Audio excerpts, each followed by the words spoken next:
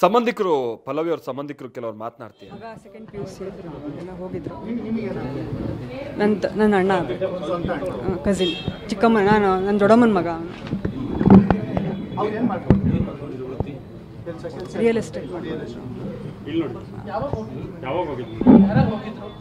ಗಂಡ ಹೆಂಡತಿ ಮಗು ಹೋಗಿದ್ರು. ನಮ್ಮ ದೊಡ್ಡಮ್ಮಂಗೆ ಇಂಜೂರ್ ಆಗಿದ್ದಾರೆ ಅಂತ ಹೇಳಿದ್ದೀವಿ.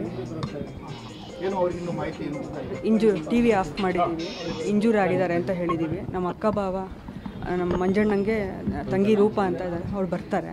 ಅಕ್ಕ ಬಾವ ಬರಲಿ ಅಂತ ಕಾಯ್ತಾ ಇದ್ದೀವಿ.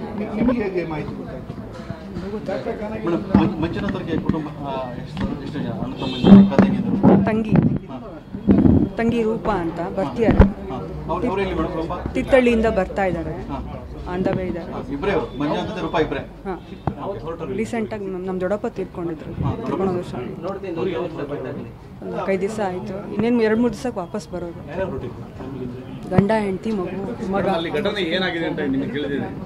ಗೊತ್ತಿಲ್ಲ, ಶೂಟೌಟ್ ಆಗಿದೆ ಅಂತ ಗೊತ್ತಾಗಿದೆ.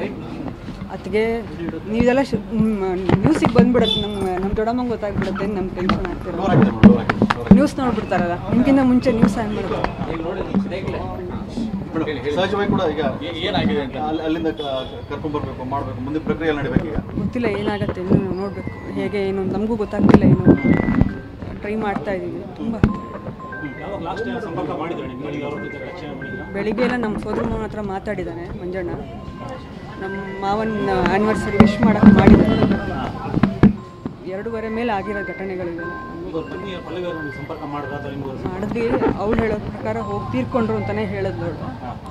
ಬಟ್ ಯಾರೋ ಸಂತೋಷ್ ಅನ್ನೋರು ಯಾರೋ IV ಅವರು ಇಲ್ಲ ಇಂಜೂರ್ ಆಗಿದ್ದಾರೆ, ಟ್ರೀಟ್ಮೆಂಟ್ ನಡೀತಾ ಇದೆ ಅಂತ ಹೇಳಿದರು. ಆಮೇಲಿನ ವಿಷಯ ನಮಗೂ ಗೊತ್ತಿಲ್ಲ.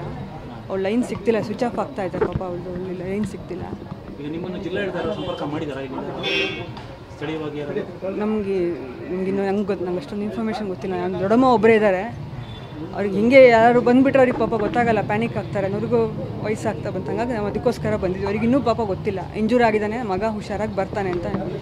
ಹಾಗೆ ಆಗಲಿ ಅಂತ ನಾವು ಅಂದ್ಕೊತಾ ಇದ್ದೀವಿ. ಮೇಡಮ್, ಅಲ್ಲಿ ಒಂದು ರೀತಿಯಿಂದ ಸುರಕ್ಷಿತ ಅಲ್ಲ ಅಂತ ಇನ್ನೂ ಕೂಡ, ಅಂದರೆ ಸಹಜ ಜಮ್ಮು ಕಾಶ್ಮೀರ ಇನ್ನೂ ಕೂಡ ಹಾಗೆ ಅದೇ ರೀತಿ ಭಯ ಅಂತ. ನಮ್ಗೆ ಜಾಸ್ತಿ ವಿಷಯಗಳು ಗೊತ್ತಿಲ್ಲ.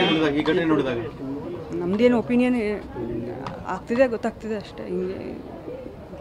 ನಿಮ್ಮ ಹೆಸರು? ದೀಪಾ ಅಂತ.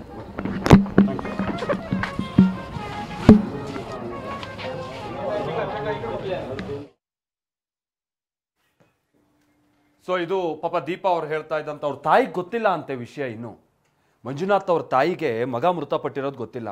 TV ಚಾನಲ್ ನೋಡ್ಬಿಟ್ರೆ ಎಲ್ಲಿ ಗೊತ್ತಾಗ್ಬಿಡುತ್ತೋ ಅಂತ TVನೂ ಆಫ್ ಮಾಡಿಟ್ಟಿಯಾರಂತೆ. ಹೆಂಗೆ ವಿಷಯ ಹೇಳೋದು ವಯಸ್ಸಾದ ತಾಯಿಗೆ ಅನ್ನುವಂಥದ್ದು.